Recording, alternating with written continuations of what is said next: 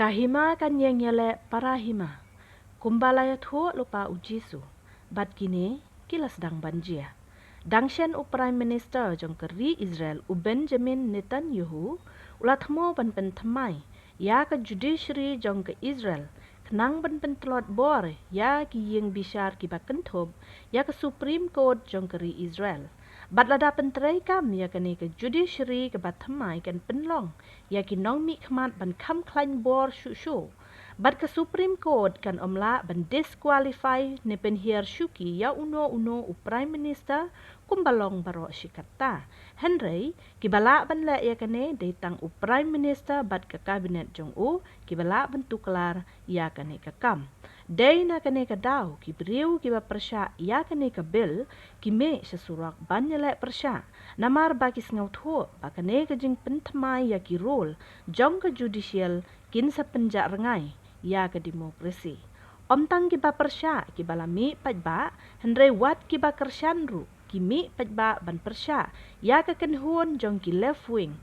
Bat kaladon ke jing ya syok ke jing ya penrem parajiu hapdeng ki right wings bat ke kenhun left wings.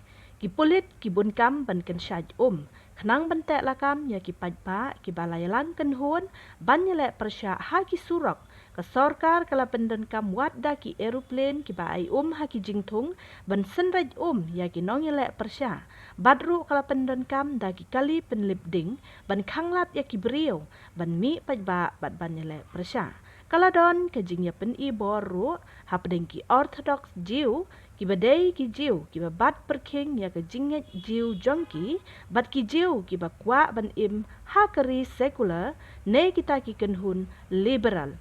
Ke jing ya pen I bor ke jing ya pen I nia hapdeng ki Orthodox Jew bat ki secular Jew kalong kumbayatan telai. Kaladon ke jing ya ben ya khok markeliang ke jing bom ya shania markeliang bat kene ke pen isisha baya ke ei ke balatho ha umat hayas lanang yai pendeb ha gine kisngi. חברים, אני רוצה להתוודות. יצאתי היום והייתי בישיבת ראשי קואליציה בירושלים הקודש מול בית המשפט העליון, מול כנסת ישראל, כדי לומר לעם ישראל, אנחנו לא אזרחים סוג ב'.